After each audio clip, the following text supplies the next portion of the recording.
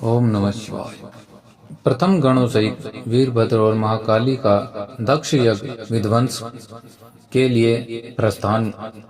दक्ष तथा देवताओं को अपशगुन एवं उत्पात सूचक लक्षणों का दर्शन एवं भय होना। ब्रह्मा जी कहते हैं, नारद, महेश्वर के इस वचन को आदर पूर्वक सुनकर वीरभद्र बहुत संतुष्ट हुए। उन्होंने महेश्वर को प्रणाम किया। उसके बाद उन देवादिदेव शूली की उपयुक्त आज्ञा से शिरोधार्य करके वीरभद्र वहां से शीघ्र ही दक्ष के यज्ञ मंडल की ओर चले। भगवान शिव ने केवल शोभा के लिए उनके साथ करोड़ों महावीर गणों को भेज दिया, जो प्रलय अग्नि के समान तेजस्वी थे। वे कौतूहलकारी प्रबल वीर प्रथम गण वीरभद्र के आगे और पीछे भी चल रहे थे।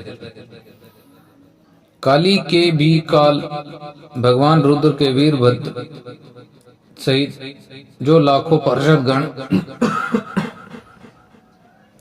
पार्षद गण थे, उन सबको स्वरूप रुद्र के ही समान था। उन गणों के साथ महात्मा वीरभद्र भगवान शिव के समान ही वेशभूषा धारण किए रथ पर बैठकर यात्रा कर रहे थे। उनके एक सहस्त्र भुजाएं थी।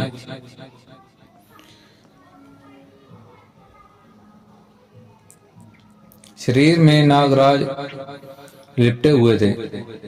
वीरभद्र बड़े प्रबल और भयंकर दिखाई देते थे। उनका रथ बहुत ही विशाल था। उसमें 10,000 सिंह जोते जाते थे, जो प्रयत्न पूर्वक उस रथ को खींचते थे। उसी प्रकार बहुत से प्रबल सिंह, शार्दूल, मगर, मत्स्य तथा शास्त्रों हाथी उस रथ के पार्श्व भाग की रक्षा करते थे। काली, कात्यायनी, ईशानी, चामुंडा, मुंडमर्दिनी, भद्रकाली, भद्रा, तवरिता और वैष्णवी, इन नव दुर्गाओं के साथ तथा समस्त भूतगणों के साथ महाकाली दक्ष का विनाश करने के लिए चली। डाकनी, शाकनी, भूत, प्रथम गो, कुष्मांड, परपट, चटक, ब्रह्म, राक्षस, भैरव और क्षेत्रपाल आदि, ये सभी वीर भगवान शिव की आज्ञा पालन एवं दक्ष के यज्ञ का विनाश करने के लिए तुरंत चल दिए। उनके सिवा 64 गणों के साथ योगिनियों का मंडल भी सहसा कुपित हो दक्ष यज्ञ का विनाश करने के लिए वहां से प्रस्थित हुए। इस प्रकार कोटि कोटि गण एवं विभिन्न प्रकार के गणाधीश वीरभद्र के साथ चले। उस समय भेरियों की गंभीर ध्वनि होने लगी। नाना प्रकार के शब्द करने वाले शखंड बज रहे उठे। भिन्न भिन्न प्रकार की सींगें बजने लगी। महामुने सेना सहित वीरभद्र की यात्रा के समय वहां बहुत से सुखद शकुन होने लगे। इस प्रकार जब प्रथम गणों सहित वीरभद्र ने प्रस्थान किया, तब उधर दक्ष तथा देवताओं को बहुत से अशुभ लक्षण दिखाई देने लगे। देवर्षि यज्ञ विध्वंस की सूचना देने वाली त्रिविध उत्पात प्रकट होने लगी। दक्ष की बाईं आंख, बाईं भुजा और बाईं जांग फड़कने लगी। तात वाम अंगों का वह फड़कना सर्वथा अशुभ सूचक था। नाना प्रकार के कष्ट मिलने की सूचना दे रहा था। उस समय दक्ष की यज्ञशाला में धरती डोलने लगी। दक्ष को दोपहर के समय दिन में ही अद्भुत तारे दिखने लगे। दिशाएं मलिन हो गई। सूर्यमंडल चितकबरा दिखने लगा। उस पर हजारों घेरे पड़ गए, जिससे वह भयंकर जान पड़ता था। बिजली और अग्नि के समान दीप्तिमान तारे टूट टूट कर गिरने लगे और भी बहुत से भयंकर अशुभ अपशगुन होने लगे। इसी बीच में वहां आकाशवाणी प्रकट हुई तो संपूर्ण देवताओं और विशेषता दक्ष ने अपनी बात सुनाने लगी। आकाशवाणी बोली, ओ दक्ष, आज तेरे जन्म को धिक्कार है। तू महामूढ़ और महापापी है। भगवान हर की ओर से आज तुझे महान दुख प्राप्त होगा जो किसी तरह टल नहीं सकता। अब यहाँ तेरे हाहाकार भी नहीं सुनाई देगा। जो मूढ़ देवता आदि तेरे यज्ञ में स्थित हैं, उनको भी महान दुख होगा, इसमें संशय नहीं है। ब्रह्मा जी कहते हैं, मुने, आकाशवाणी की यह बात सुनकर पूर्वोक्त अशुभ सूचक लक्षणों को देखकर दक्ष तथा दूसरे देवता आदि को भी अत्यंत भय प्राप्त हुआ। उस समय दक्ष मन ही मन अत्यंत व्याकुल हो कांपने लगे और अपने प्रभु लक्ष्मीपति भगवान विष्णु की शरण में गए। वे भय से अधीर हो बेसुध हो रहे थे। उन्होंने स्वजन वत्सल देवादिदेव भगवान विष्णु को प्रणाम किया और उनकी स्तुति करके कहा, ओम नमः शिवाय। ओम नमः शिवाय। दक्ष की यज्ञ की रक्षा के लिए भगवान विष्णु से प्रार्थना। भगवान का शिवद्रोह जनित संकट को टालने में अपनी असमर्थता बताते हुए दक्ष को समझाना और सेना सहित वीरभद्र का आगमन। दक्ष बोले, देव देव हरे, विष्णु दीन बंधु कृपा निधे, आपको मेरी और मेरी यज्ञ की रक्षा करनी चाहिए। प्रभु, आप ही यज्ञ के रक्षक हैं, यज्ञ ही आपका कर्म है और आप यज्ञ स्वरूप हैं। आपको ऐसी कृपा करनी चाहिए जिससे यज्ञ का विनाश न हो। ब्रह्मा जी कहते हैं, मुनीश्वर, इस तरह अनेक प्रकार से सादर प्रार्थना करके दक्ष भगवान श्री हरि के चरणों में गिर पड़े। उनका चित्त भय से व्याकुल हो रहा था। तब जिनके मन में घबराहट आ गई, उन प्रजापति दक्ष को उठाकर और उनकी पूर्वोक्त बात सुनकर भगवान विष्णु ने देवादिदेव शिव का स्मरण किया। अपने प्रभु एवं महान ऐश्वर्य से युक्त परमेश्वर शिव का स्मरण करके शिव तत्व से के ज्ञाता श्री हरि दक्ष को समझाते हुए बोले, दक्ष, मैं तुमसे तत्व की बात बता रहा हूं, तुम मेरी बात ध्यान देकर सुनो। मेरी यह वचन तुम्हारे लिए सर्वथा हितकर और महामंत्र के समान सुखदायक होगा। दक्ष, तुम्हें तत्व का ज्ञान नहीं है, इसलिए तुमने सबके अधिपति परमात्मा शंकर की अवहेलना की है। ईश्वर की अवहेलना सारा कार्य सर्वथा निष्फल हो जाता है। केवल इतना ही नहीं, पग पग पर विपत्ति भी आती है। जहाँ अपूज्य पुरुषों की पूजा होती है और पूजनीय पुरुषों की पूजा नहीं की जाती, वहाँ दरिद्रता, मृत्यु तथा भय, ये तीन संकट अवश्य प्राप्त होंगे। इसलिए संपूर्ण प्रयत्न से तुम्हें भगवान वृषभध्वज का सम्मान करना चाहिए। महेश्वर का अपमान करने से ही तुम्हारे ऊपर महान भय उपस्थित हुआ है। हम सब लोग प्रभु होते हुए भी आज तुम्हारी दुर्नीति के कारण जो संकट आया है उसे टालने में असमर्थ हैं। यह मैं तुमसे सच्ची बात कहता हूँ। ब्रह्मा जी कहते हैं, नारद, भगवान विष्णु का यह वचन सुनकर दक्ष चिंता में डूब गए। उनके चेहरे का रंग उड़ गया और वे चुपचाप पृथ्वी पर खड़े हो गए। इसी तरह भगवान रुद्र के भेजे हुए गणनायक वीरभद्र अपनी सेना के साथ यज्ञ स्थल में जा पहुंचे। वे सबके सब बड़े शूरवीर, निर्भय और रुद्र के समान ही पराक्रमी थे। भगवान शंकर की आज्ञा से आए हुए उन गणों की गणना असंभव थी। वे वीर शिरोमणि रुद्र सैनिक जोर जोर से सिंहनाद करने लगे। उनके उस महान नाद से तीनों लोग गूंज उठे। आकाश धूल से ढक गया और दिशाएं अंधकार में आवृत हो गई। सातों द्वीपों से युक्त पृथ्वी अत्यंत भय से व्याकुल हो पर्वत, वन और कणों सहित कांपने लगी तथा संपूर्ण समुद्रों में ज्वार आ गया। इस प्रकार समस्त लोक का विनाश करने में समर्थ उस विशाल सेना को देखकर समस्त देवता आदि चकित हो गए। सेना के उद्योग को देख दक्ष ने मुंह में खून निकलने लगा।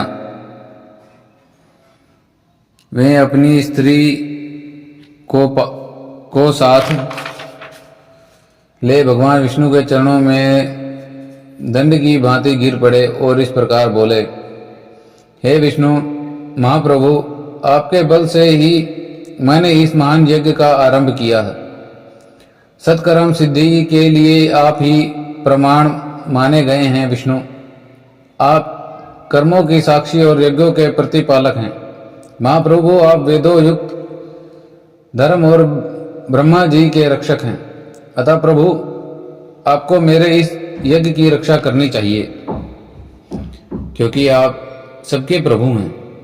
ब्रह्मा जी कहते हैं, दक्ष कि यह अत्यंत दीनता पूर्वक बात सुनकर भगवान विष्णु उस समय शिव तत्व से विमुख हुए दक्ष को समझाने के लिए इस प्रकार बोले, दक्ष, इसमें संदेह नहीं है, मुझे तुम्हारे यज्ञ की रक्षा करनी चाहिए, क्योंकि धर्म प्रतिपालन विषय जो मेरी सत्य प्रतिज्ञा है वह स्वतंत्र विख्यात है। परंतु दक्ष, मैं जो कुछ कहता हूं उसे सुनो। इस समय अपनी क्रूरता बुद्धि को त्याग दो।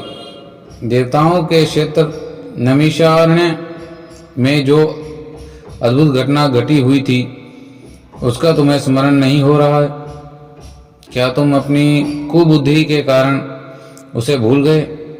यहाँ कौन भगवान रुद्र के कोप से तुम्हारी रक्षा करने में समर्थ है? दक्ष, तुम्हारी रक्षा किसको अभिमत नहीं है, परंतु जो तुम्हारी रक्षा करने में उद्यत होगा वह अपनी दुर्बुद्धि के परिचय देगा। दुर्मते, क्या तुम कर्म या अकर्म इसे तुम नहीं समझ पा रहे हो? केवल कर्म ही कभी कुछ करने में समर्थ नहीं हो सकता। जिसके सहयोग से कर्म में कुछ करने की सामर्थ्य आती है उसी को तुम सकर्म समझो। भगवान शिव के बिना दूसरा कोई कर्म में कल्याण करने की शक्ति देने वाला नहीं है। जो शांत हो ईश्वर में मन लगाकर उनकी भक्ति पूर्वक कार्य करता हूँ, उसी से भगवान शिव तत्काल उस कर्म का फल देते हैं। जो मनुष्य केवल ज्ञान का सहारा ले अनीश्वरवादी हो जाता है या ईश्वर को नहीं मानते, वे शतकोटि कल्पों तक नरक में ही पड़े रहते हैं। फिर वे कर्मपाश में बंधे हुए जीव प्रत्येक जन्म में नरकों की यातना भोगते हैं, क्योंकि वे केवल सकाम कर्म के ही स्वरूप का आश्रय लेने वाले होते हैं। ये शत्रुमर्दन वीरभद्र जो यज्ञशाला के आंगन में आ पहुंचे हैं, भगवान रुद्र की क्रोधाग्नि से प्रकट हुए हैं। इस समय समस्त रुद्रगणों के नायक ये ही हैं। ये हम लोगों के विनाश के लिए आए हैं, इसमें संशय नहीं है। कोई भी कार्य क्यों ना हो, इसके लिए कुछ भी अशक्त है ही नहीं। ये महान समर्थशाली वीरभद्र सब देवताओं को अवश्य जलाकर ही शांत होंगे, इसमें संशय नहीं। मैं भ्रम में महादेव जी की शपथ का उल्लंघन करके जो यहाँ ठहरा रहा, उसके कारण तुम्हारे साथ मुझे भी इस कष्ट का सामना करना ही पड़ेगा। भगवान विष्णु इस प्रकार कह ही रहे थे कि वीरभद्र के साथ शिवगणों की सेना का समुद्र उमड़ आया। समस्त देवता आदि ने उसे देखा। ब्रह्मा जी कहते हैं, उस समय देवताओं के साथ शिवगणों का घोर युद्ध आरंभ हो गया। उसके सारे देवता पराजित हुए और भागने लगे। वे एक दूसरे का साथ छोड़कर स्वर्गलोक में चले गए। उस समय केवल महाबली इंद्र और लोकपाल ही उस दारुद संग्राम में धैर्य धारण करके उत्सुकता पूर्वक खड़े रहे। फिर भी इंद्र आदि सब देवता मिलकर उस सम्रागण में बृहस्पति जी को विनीत भाव से नमस्कार करके पूछने लगे, हे गुरुदेव, हे बृहस्पति, तात महाप्रयाग, दयानिधे, शीघ्र बताइए, हम जानना चाहते हैं कि हमारी विजय कैसे होगी।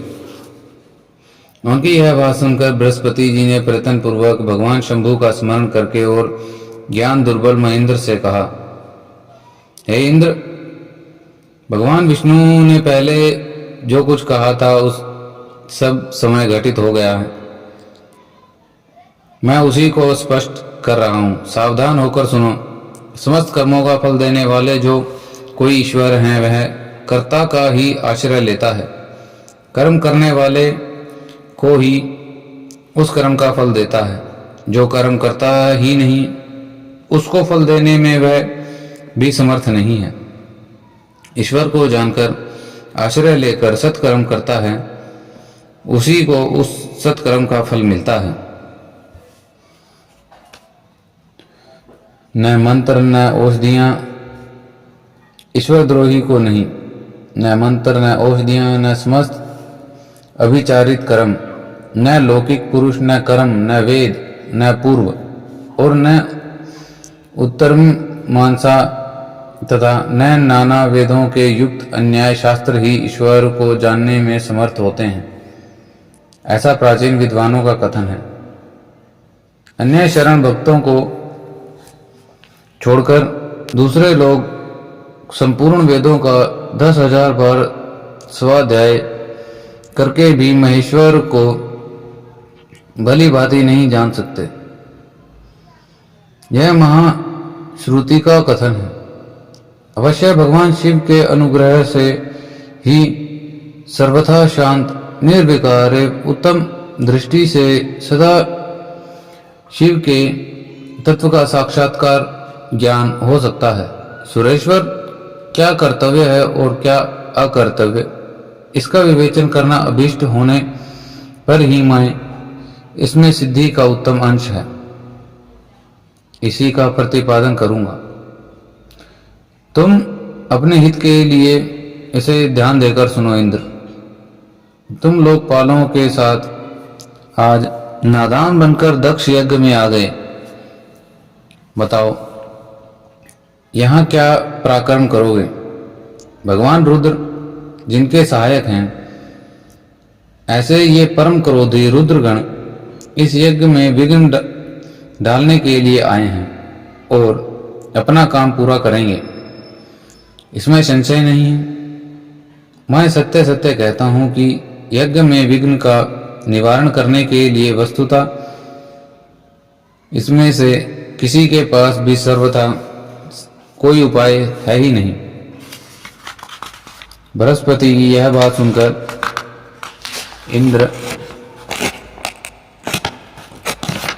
इंद्र सहित समस्त लोकपाल बड़ी चिंता में पड़ गए।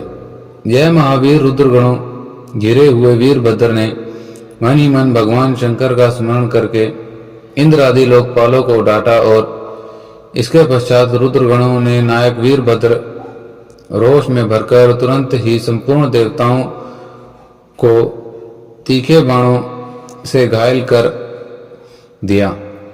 उन बाणों की चोट खाकर इंद्र आदि समस्त सुरेश्वर भागते हुए 10 दिशाओं में चले गए।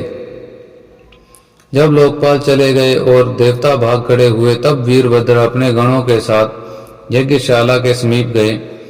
उस समय वहां विद्यमान समस्त ऋषि अत्यंत भयभीत हो परमेश्वर श्री हरि की रक्षा की प्रार्थना करने के लिए सहसा नतमस्तक हो शीघ्र ही बोले, देवादिदेव, हे रमानाथ, हे सर्वेश्वर, हे महाप्रभु, आप दक्ष के यज्ञ की रक्षा कीजिए।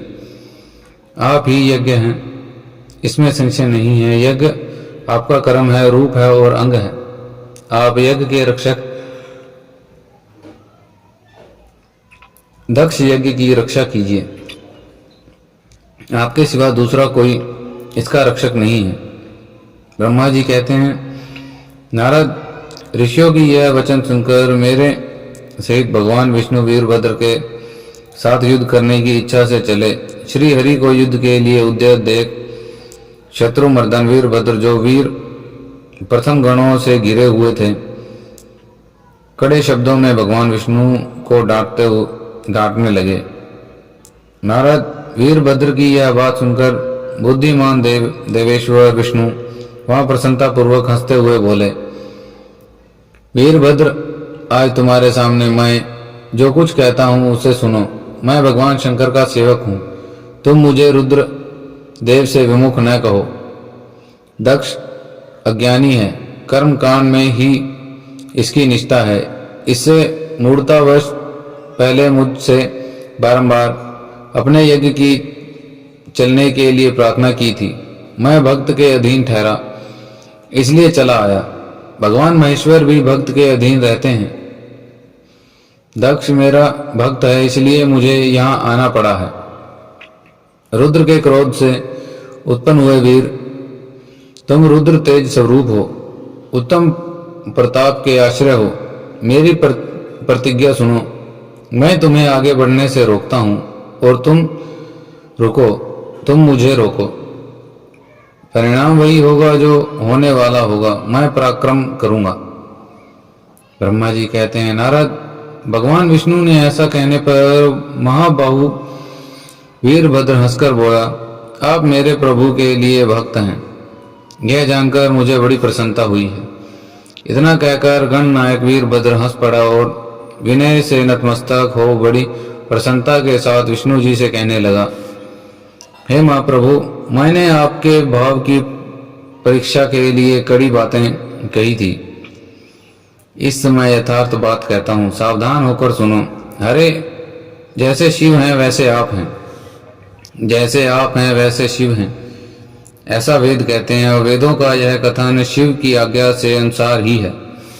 रमानाथ, भगवान शिव की आज्ञा से हम सब लोग इनके सेवक ही हैं। मैंने जो बात कही है यह वाद विवाद के अवसर के अनुरूप ही है। आप मेरे हर बात को आपके प्रति आदर के भाव से ही कही गई समझिए। वीरभद्र का यह वचन सुनकर भगवान श्री हरि हंस पड़े और उसके लिए हितक वचन बोले, महावीर, तुम मेरे साथ निशक होकर युद्ध करो। तुम्हारे अस्त्रों से शरीर से भर जाने पर भी ही मैं अपने आश्रम को जाऊंगा। ऐसा कहकर भगवान विष्णु चुप हो गए और रुद्र के कमर कसकर डट गए। महाबली वीरभद्र भी अपने गणों के साथ युद्ध के लिए तैयार हो गए। नारद, फिर भी भगवान विष्णु और वीरभद्र के घोर युद्ध हुआ। अंत में वीरभद्र ने भगवान विष्णु को चक्र को स्तंभित कर दिया और शांग धनुष के 3 टुकड़े कर डाले। तब मेरे द्वारा और सरस्वती द्वारा बोधित तो हुए विष्णु ने उस महान गण नायक वीरभद्र को असहन तेज से संपन्न जाकर वहां से अंतर्ध्यान होने का विचार किया। दूसरे देवता भी यह जान गए कि सती के प्रति के जो अन्याय हुआ है उसी का यह सब भावी परिणाम है।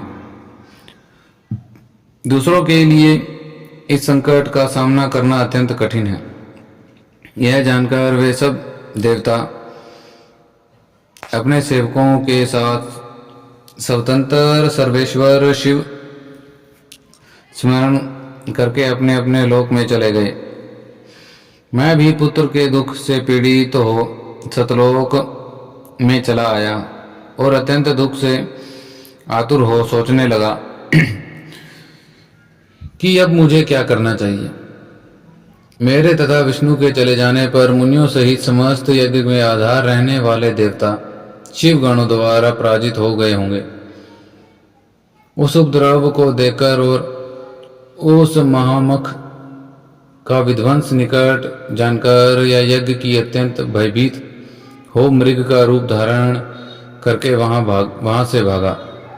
मृग के रूप में आकाश की ओर भागते देख वीरभद्र ने उसे पकड़ लिया, उसका मस्तक काट डाला।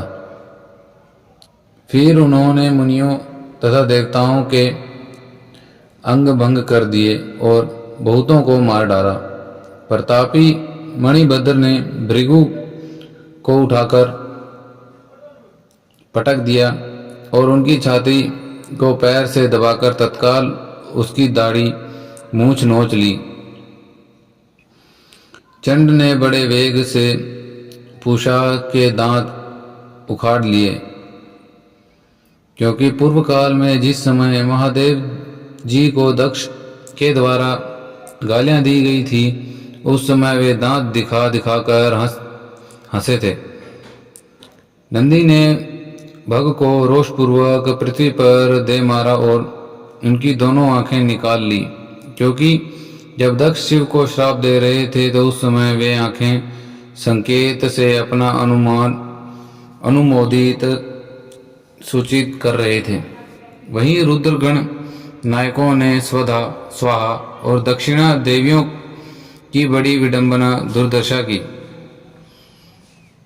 वहां जो मंत्र तंत्र तथा दूसरे लोग थे उनका भी बहुत तिरस्कार किया। ब्रह्मपुत्र दक्ष भय के मारे अंतर्वेदी के भीतर छिप गए। वीरभद्र उनका पता लगाकर उनके बलपूर्वक पकड़ लाए।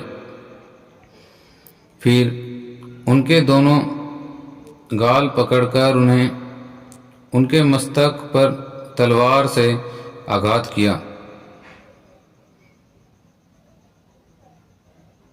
परंतु योग के प्रभाव से दक्ष का सिर अभेद हो गया था, इसलिए कट नहीं सका। जब वीरभद्र को ज्ञात हुआ कि संपूर्ण अस्त्र शस्त्रों से इनके मस्तक का भेदन नहीं हो सकता, तब उन्होंने दक्ष की छाती पर पैर रखकर दबाया और दोनों हाथों से गर्दन मरोड़कर तोड़ डाली। फिर शिवद्रोही दुष्ट दक्ष ने सिर को गणनायक वीरभद्र ने अग्निकुंड में डाल दिया। उसके बाद जैसे सूर्य घोर अंधकार राशि का नाश करके उदयाचल पर चढ़ आता है, उसी प्रकार वीरभद्र दक्ष और उनके यज्ञ का विध्वंस करके कृत कार्य हो तुरंत ही वहां से उत्तम कैलाश पर्वत को चले गए। वीरभद्र को काम पूरा करके आया देख परमेश्वर शिव का मन ही मन बहुत संतुष्ट हुए और उन्होंने उसे वीर प्रथम गणों का अध्यक्ष बना दिया।